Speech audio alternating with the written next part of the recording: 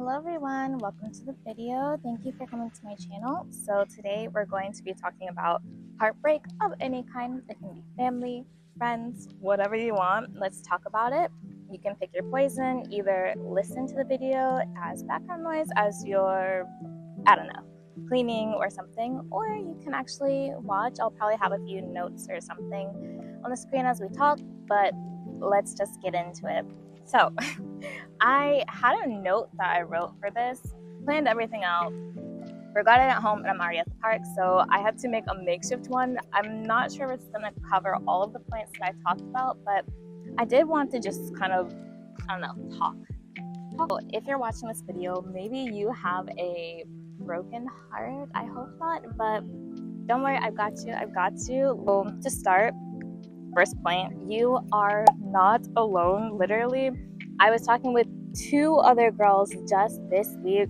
One broke up with her boyfriend for reasons. The other was in a whole entanglement situation accidentally, and I'm just like, I'm not the only one.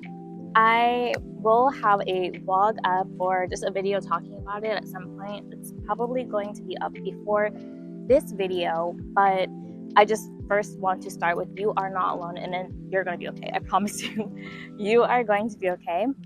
Some of us are going through it, me too. I didn't even know my heart could get broken, believe it or not. In this case, I didn't know I really liked someone until the chance to confess really presented itself, I'll say. And when it did, I talked about it with this person, and everything came to a very peaceful conclusion of me, first of all, coming to terms with this person is not going to make a move. This person is probably not the best for me in the long run. I mean, 2 years of this friendship, this thing, whatever we were doing, and it didn't go anywhere. So I needed to properly just let it go, which I did. But just know, again, main point, you are not alone. Let's move on. But anyways, let me get into the advice that I wrote down on my paper. So my first bit of advice, and a lot of this stuff is going to sound obvious, it's stuff you already heard in other videos. It doesn't matter. I'm the kind of person, sometimes I need to hear the same thing 100 times for it to really sink in. I'm the kind of person that needs to hear it from different voices, different people, for it to just really sink in. That's why I brought you guys to one of my favorite parks to go to, just so we could all talk. Or I'm talking to myself technically, but it's just a calming atmosphere compared to the background I have at home. I've got pigeons. You can't really see the pigeons, but there's three pigeons behind me, chilling. It's just really good atmosphere for this kind of video. Anyways, let's get into the advice. So first, understand and feel. Just take a second to feel. Understand what you're feeling. Are you sad? Are you disappointed? Are you maybe even glad that the relationship ended? Wait, any of the above. Any of the above, all the above, zero of the above. Just take time to kind of process and think about it. What do you feel about this relationship? Maybe right now you don't feel thankful about it, which is okay, but just kind of think. Right now I'm sad, and it took me a second. I'll give myself as an example with the guy that I'm talking about. Basically, with him, as it came to an end, a close, I asked myself, and I always ask myself this when I have a situation or problem, do you want to cry? Do you want to cry? I asked myself, and the answer was, yeah. If I had to choose yes or no, yes, I want to cry. Then this follow-up question was, are you going to cry? And I thought about it, and you can see it in the previous video that I most likely posted before this. I talked about my eyes, getting a little wet, getting a little teary. But I just couldn't bring myself to cry, because at the end of the day, I got my answer, which is all I really wanted. 2 years of doing this tango with this guy, and don't get me wrong, I did date in between him in order to kind of just remove myself from the situation, but a part of me kind of always had hope for me and this person, and now that we're effectively not talking anymore, I can let it go. So we're gonna get into that later too, but just understanding and having that realization that yes, I am maybe sad that we aren't together, or I'm sad that this friendship ended. at the same time, I'm relieved because now I feel like I can fully 1000% without even looking back move on and move forward. You may not be at a place where you can say that yet, but take time to just think about where you're at. And I'm sorry if I'm a little repetitive in repeating myself 1,000 times. I'm still trying to learn how to talk on camera. I just know that I have this message in my heart and I want to get it out. And I hope you can feel how genuine I'm being about this, because I just really wanted to hopefully, excuse me, I don't know, help someone out there. But the pigeon's like right near me.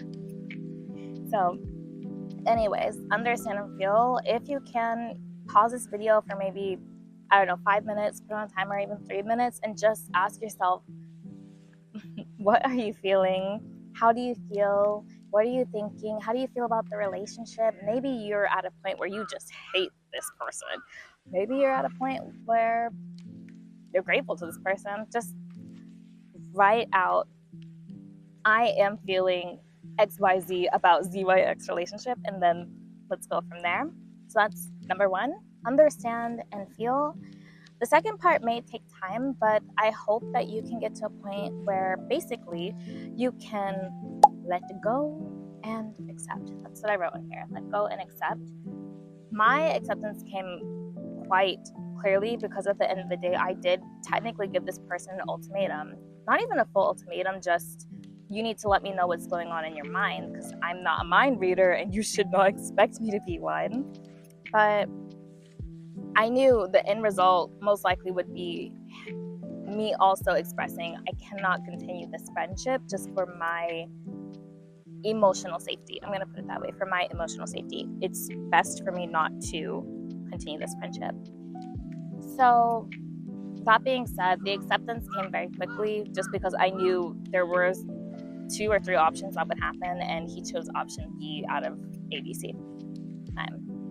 Letting it go, that's maybe something I'm still working on, but it's something that I really hope you can work on too. What does letting go look like for you? I'd really like for you to think about that and think about what that means for you. Does that mean completely wiping your, I don't know, people have Instagram and Facebook and Twitter, I guess. Does that mean wiping your social media of that person as if they never existed, no trace? Again, gonna use me and my friend as an example. When I was talking with her, we were talking about our feelings. For us, we're very similar in the fact that usually with friends and family, we do not talk about our feelings. I would like to say both of us kind of view it just kind of like as a, not a weakness. It's not a weakness, and that's something we both fully understand when we're talking. It's not a weakness to express your feelings. It is okay to cry. It is okay to feel. But at the same time, there's like this block that we feel, even though we know it's okay to feel and we love when people express themselves. It's just a little more difficult for us to do it. Like we have a, I don't know, stronger guard that we, as we continue to talk with each other, are letting down. I can fully say with my whole chest that talking to her is so easy, so very easy, because we're on the same wavelength. We want to be vulnerable with each other. It's just a little harder when it comes to being vulnerable with other people. So because we are kind of very similar, it was just easier to talk. It's like talking to a mirror, basically. Like kind of how I'm doing now. It's very easy for me to be, I would like to think, vulnerable on camera and to talk with you, because I'm basically just looking at myself as I'm doing this. But anyways, what was I saying? Lord, letting go and moving on. We were talking about that, and maybe he's come by a few times. Maybe brushed by, sat over there for a little bit. Probably gonna brush by again at some point. But I'm sorry, I lost my train of thought. Letting go.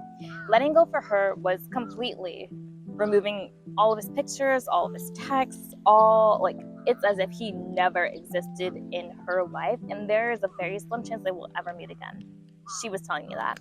For me, I'm fine with keeping pictures and messages. Like, I'm not about to go through my camera roll. I have over 40,000 pictures. I'm sure a lot of us do too. Like, I take a screenshot or a picture every day. So I'm not about to go through all that to find my pictures of this guy and take them out. I'm just like, they're there. They're there. As for our messages, I still have our messages, but I made a promise to myself last week to just never look back at them again unless it's absolutely necessary. I do not foresee myself looking at those messages. And I will say there was a part of me after I made that promise that was like, I should look at them just to see what happened again. But then I said I made a promise to myself. I'm just not going to go back and look at them. And it was as simple as my process of letting go was, that pigeon's coming close. My process of letting go is making promises to myself that I 1000 fully percent intend to keep. As in, his messages are technically there. They're hidden on my phone. I don't know if you know what the Line app is, but it's how everyone communicates and talks with each other in Japan. I'm not going back to those messages, and I have no inkling or urge to do so. I'm not going to say I'm not going to in the future. Like, I'm not going to get an urge, but again, that promise to myself means so much more to me than seeing the message. Like, what can I possibly gain from looking at old pictures or old messages? And nothing, because I know with my pride, I'm not going to message him, and he's probably not going to message me, not unless there's I don't foresee this particular boy messaging me unless he either gets really drunk with a friend, which he's not going to do, or B, I don't know, because I've already expressed to him how we talked was hurting me. Specifically, I used the word hurt. And one of the things he communicated very clearly, and why he also agreed that maybe it's best that we stop talking, was, I do not want to hurt you. And if you're saying how we are currently talking, the way we are with this friendship is hurting you, that's not something I want. So there was that. I'm very thankful he's not the kind of guy that would try to like manipulate it. Like, oh no, let's just keep trying to talk. Talk for what? Talk for what? But, excuse me? Got another story time about why I bought this drink for another day. But basically, for me, I also want to, if you're writing this down or if you're thinking, you can also pause the video at any time. But what does letting go look like for you? Again, I may not be deleting pictures, but I'm certainly not looking back. I'm moving forward, trying to move on, trying to just, I don't know. I don't really need to think about it so much. Again, my process may be different from your process and anyone else's process, but I'm just doing what really works for me. Don't look back, keep moving on, excited to go on future dates whenever that may happen. Yeah. So, in saying that, moving on, a part of this is letting go and specifically accepting what has happened is very important. Whether it's a result you like or do not like, you have to accept that this is the reality. This is what happened, and that's it. Just shrug. That's it. Accept it and move on at your own pace. She stressed tremendously. I don't like the idea of people feeling like they need to rush or to, I don't know, get back in the game so quickly. Take the time you need. And then when you feel you are emotionally ready, go out into the world. That's the best thing you can do for yourself. Sorry, I already see I'm reaching 17 minutes and I don't want to drag this out. Okay, so a part of moving out, and I'm going to tell you what I've been doing over the last week. Again, I don't even think it's been a full week since this person and I stopped talking. It might have been. I don't know. It's been around a week. Hang out. I know I'm starting to whip my head as I said it, but really get out there and hang out. I was talking with my homegirl again, and we were talking about how for her, when she's like heartbroken or going through something, her idea is, I just want to be by myself. I don't want to be around people. I just want to like sit in my room and stay in my room. It was again like talking to a mirror. I am the same exact way. I remember the first initial day that it happened, luckily my plans got canceled, but I was like, I do not feel like going outside. I do not want to be around people, which is good because it gave me like that full day to just stay in the house and clean. I think I cleaned a lot that day as everything was taking place because him and I stopped talking around afternoon, nighttime. I didn't reply to the last message. But, you know, if you can, try not to seclude yourself. Give yourself time to go out. Like me and my friends, despite that one thing not going right, I think the next day I went out to, what did I do with my friends? I went out to a cafe to meet up with some friends, and then the other days after that, I went to the park with another friend and showed my other friend like the library that was in my city because she's not from the city. And then after that, I went to a night zoo. After that, I went to like it was just a lot of stuff that I was doing. I did not first I don't excuse me, I'm so sorry about the voice cracks. If I talk too much, my voice starts cracking a lot. Bear with me. I'm gonna keep trying to suck on these strawberries. It's kind of sexual. It wasn't meant to be sexual, but I'm gonna keep drinking this. It's strawberry milk. But within a week, I typically hang out 3-4 times. So it's not like I planned on canceling any of these plans. I'm gonna do what I want to do. Sorry, they're starting the soccer game over there, I think. So it might get a little louder. But make sure you're just trying to go out, even if it's by yourself. At least take a walk around the block, take a walk to the park. Try to do something fun and that works for you. Anything to get you out of the house, whether it be a new activity like art or a cooking class or something. Don't seclude yourself. Talk to your friends. Talk it out. That emotional release can come with talking it out or just being around people. Or if you're like me, what I used to do like a while ago was whenever I was sad or going through something, I would just message a friend, tell me a joke. And then they would say something stupid like, why was 6 afraid of 7? Because 7, 8, 9. But yeah, so you can do that if you don't really feel comfortable opening up, but just don't wallow in your misery. Feel the misery, let that go at some point after in your process of accepting, and then go from there. But my biggest advice, one of my strongest and biggest advice to you is to go out with a friend. And if you're comfortable enough, talk with them about it.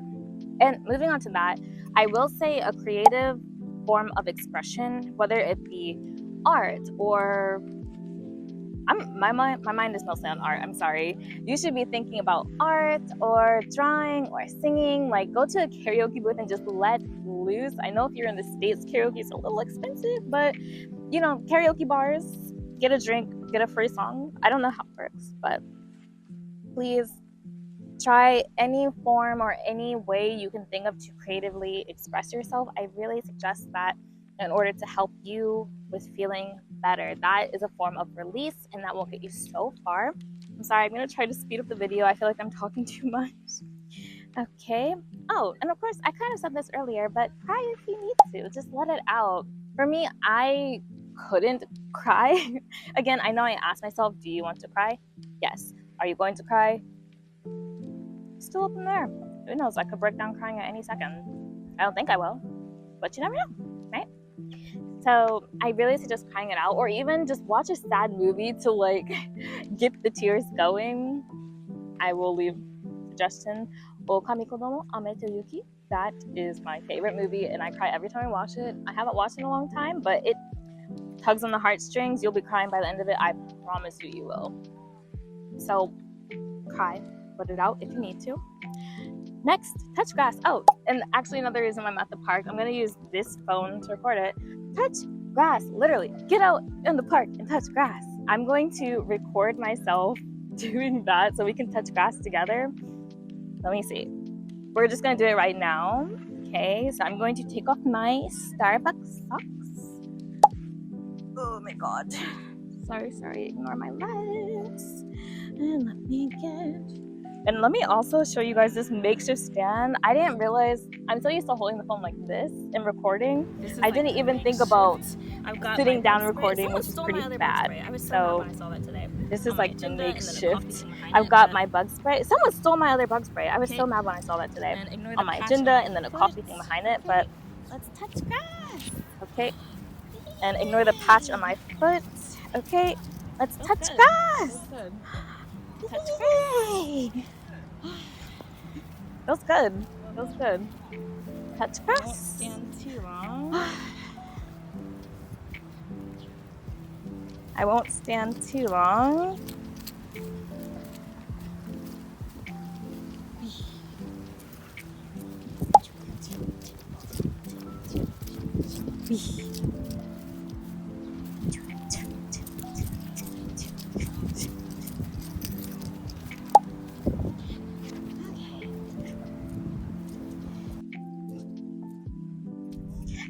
Okay.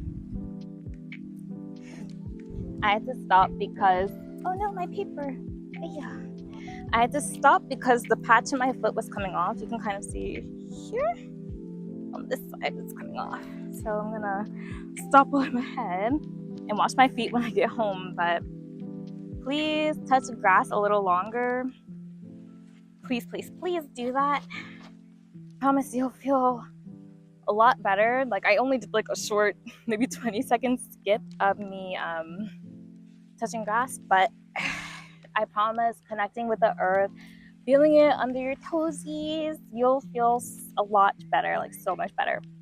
I know I do, at least. That's why I keep coming to the park. It's because I feel like just relaxed, for the most part, pretty relaxed. But there's that. And then the last 2 points I'm gonna cover are just finding beauty and happiness in everything. Like, the world is really a beautiful place, and we're gonna have ugly feelings, ugly thoughts, ugly experiences. For example, like how I just said, someone this morning, I looked at my bike, my bug spray was gone. Gone, guys. It was gone. Gone, girl. Gone bug spray. I was like, who stole my bug spray out of my bike? Like, okay, I know we're in tough times, but dang, like it costs less than 500 yen, like less than $5 for that can that I bought. Luckily, the park is near a drugstore, so I just like stopped by the drugstore and got a bigger one for myself that I'm not leaving in my bike. But I was like, who? You know what? And the sad thing is, it was stolen at my apartment complex, which means someone, like, the only people that would see my bike are people that live in the same apartment complex, which means someone stole it that lives with me. What? But anyways, I'm not upset. Like, it was empty, basically almost empty. They probably have maybe 1 or 2 uses out of it. So, you know, like you shake and then it's like spritzing. So I knew it was a done deal anyway. But to feel better about it, even though I'm not sad about it, got myself this. Finding beautiful moments in the strawberry drink. Yes. But anyways, back to the main point. You know, I really think if you search for beauty, you're gonna find it. If you search for more misery, you're gonna find it. That's why they always say misery loves company, right? So when I think about it like that, I would rather have more beautiful moments than miserable moments. And don't be wrong, I will wallow in my misery sometimes, but I think the most important thing is to just do your best to see the beauty and the good in whatever is around you if you can. If you cannot find it, you gotta search. And it's easier said than done, but something as simple as a sunset. I love sunsets. I also love extremely rainy days, thunderstorms. It's like really, I don't know. Again, if you just search for it, you're gonna find it. You can, again, for everything I'm saying, you can comment below your answers if you feel comfortable with that. But what's something that you find beautiful? What's something that you find lovely about the day or earth or even yourself? Maybe you think you have pretty eyes, and that's something very beautiful. Maybe you think the tree behind me or everywhere is pretty. I don't know. But you can comment that below. Just for the sake of ending the video, because it's bordering, oh my god, on 30 minutes. So basically what I covered is you want to feel, acknowledge your feelings, and then let that go and accept what has happened.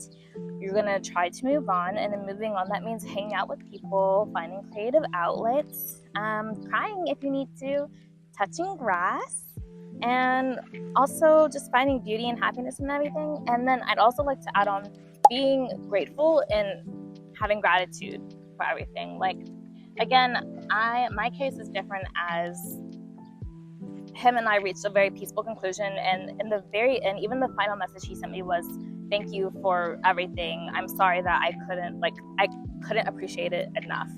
Like, saying he's just really grateful for the memories and the time that we spent together. Similarly, my final message was, "Thank you so much for everything. You're like," he's still an amazing person in my mind. So I still have gratitude in my heart for him and for not the situation, but for him, life, and just the fact that we were able to have the friendship over these last 2 years. Even after that, I'm so grateful for like my friends, my homegirl, that discussion we had where we opened up to each other. Oh, there's a mosquito. Mosquito, no. Okay. Even the discussion where we were opening up to each other about our feelings and, just eating and talking together and spending time together, I'm so grateful for that. I'm also grateful for this park and being able to come here whenever I want. And there's just so many things that I'm so extremely sorry. There's a mosquito over here. I'm trying so hard to swat it away.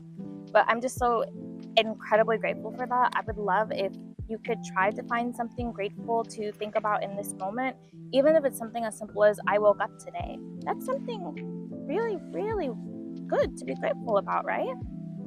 So I want to leave you with that, and I'm going to read from the Neville Goddard book. I'm going to read the chapter on healing. Let me find it. I actually just passed the chapter as I was going through this, maybe last week, and it might help. I don't know. So let me go to it, and I'm just going to read. It's only like a page or two, I think. Yeah, it's only one page, or 1, 2, 3 pages. So please listen. Again, you can use me as background noise as you're doing your stuff. But please listen. Chapter 6, Healing. The formula for the cure of leprosy. And I'm sorry if I mispronounce some words. A lot of words I learned through reading because I read a lot and I don't always check the pronunciation. So sorry. The formula for the cure of leprosy, as revealed in the 14th chapter of Leviticus, is most illuminating when viewed through the eyes of a mystic. This formula can be prescribed as the positive cure of any disease in man's world, be it physical, mental, financial, social, moral, anything.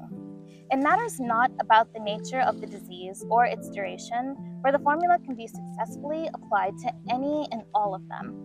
Here is the formula as it is recorded in the book of Leviticus.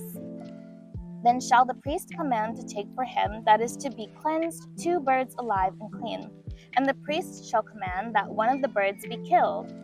As for the living bird, he shall take it and shall dip it in the blood of the bird that was killed, and he shall sprinkle upon him that is to be cleansed from the leprosy 7 times, and shall pronounce him clean, and shall let the living bird loose into the open field, and he shall be clean. A literal application of this story would be stupid and fruitless, while on the other hand, a psychological application of the formula is wise and fruitful. A bird is a symbol of an idea. Every man who has a problem or who desires to express something other than that which he is now expressing can be said to have 2 birds. These 2 birds or conceptions can be defined as follows. The first bird is your present, outpictured conception of yourself. Sorry. Mosquito got me. Yo boy. I'm so sorry. It is the description which you would give if you were asked to define yourself, your physical condition, your income, your obligations, your nationality, family, race, and so on. Your sincere answer to these questions would necessarily be based solely upon the evidence of your senses and not upon my wishful thinking. This true conception of yourself, based entirely upon the evidences of your senses, defines the first bird. The second bird is defined by the answer you wish you might give in these questions of self-definition. In short, these 2 birds can be defined as that which you are conscious of being and that which you desire to be. Another definition of the 2 birds would be the first, your present problem regardless of its nature, and the second, the solution to the problem. For example, if you were sick, good health would be the solution. If you were in debt, freedom from debt would be the solution. If you were hungry, food would be the solution. As you have noticed, the how, the manner of realizing the solution, is not considered. Only the problem and the solution are considered. Every problem reveals its own solution. For sickness, it is health. For poverty, it is riches. For weakness, it is strength. For confinement, it is freedom. These two states, then, your problem and its solution, are the two birds you bring up to the priest. You are the priest who now performs the drama of the curing of the man of leprosy. You and your problem. You are the priest, and with the formula for the cure of leprosy, you now free yourself from your problem. First, take one of the birds, your problem, and kill it by extracting the blood from it. Blood is man's consciousness. He hath made of one blood all nations of men to dwell on all the face of the earth. Your consciousness is the one and only reality which animates and makes real that which you are conscious of being. So turning your attention away from the problem is equivalent to extracting the blood from the bird. Your consciousness is the one bird which makes all states living realities. By removing your attention from any given state, you have drained the lifeblood from that state. You kill or eliminate the first bird, your problem, by removing your attention from it. Into the blood, your consciousness, you dip the live bird, the solution, or that which heretofore you desired to be or possess. This you do by freeing yourself to be the desirable state now. The dipping of the live bird into the blood of the bird that was killed is similar to the blessing of Jacob by his blind father Isaac. As you recall, blind Isaac could not see the objective world, his son Esau. You are too blind to your problem, the first bird, for you have removed your attention from it, and therefore you do not see it. Your attention, blood, is now placed upon the second bird, subjective state, and you feel and sense the reality of it. 7 times you are told to sprinkle the one to be cleansed. This means you must dwell within the new conception of yourself until you mentally enter the 7th day, the Sabbath. Until the mind is stilled or fixed in the belief that you are actually expressing or possessing that which you desire to be or to possess. At the 7th sprinkle, you are instructed to loose the living bird and pronounce the man clean. As you fully impress upon yourself the fact that you are that which you desire to be, you have symbolically sprinkled yourself 7 times. Then you are as free as the bird that is loosed. And like the bird in flight, which must in a little while return to the earth, so must your subjective impressions or claim in a little while embody itself in your world. The story and all the other stories of the Bible are psychological plays dramatized within the consciousness of man. You are the high priest. You are the leper. You are the birds. Your consciousness, or I am, is the high priest. You, the man with the problem, are the leper. The problem, your present concept of yourself, is the bird that is killed. The solution of the problem, what you desire to be, is the living bird that is freed. You reenact that great drama within yourself by turning your attention away from your problem and placing it upon that which you desire to express. You impress upon yourself the fact that you are that which you desire to be until your mind is stilled in the belief that it is so. Living in this fixed attitude of mind, living in the consciousness that you are now that which you formerly desired to be, is the bird in flight, unfettered by the limitations of the past and moving toward the embodiment of your desire. Okay, so I'm going to leave you with that. Can you see? Oh my god, it did give me. I'm sorry, I was trying to scratch this one as I was reading it. Oh my god. All right, let me stop the video because I need to reapply the bug spray that's currently working as my stand. Thank you so much for watching this video, and I really, really hope that I helped. Again, you're not alone, and it's totally okay. You're going to be okay. Please try to get to a park. I'm gonna probably stop this video and just get extra background footage of the park for you guys to relax to. And yeah, I still have another 20 minutes before I have to be at work. Oh, it's gonna be a long night. It's gonna be a very long night, but I really hope everyone has a good day or good night. I hope you can feel better about yourself, and I'm rooting for you, okay? So do your best, and I will catch you in the next video. Bye!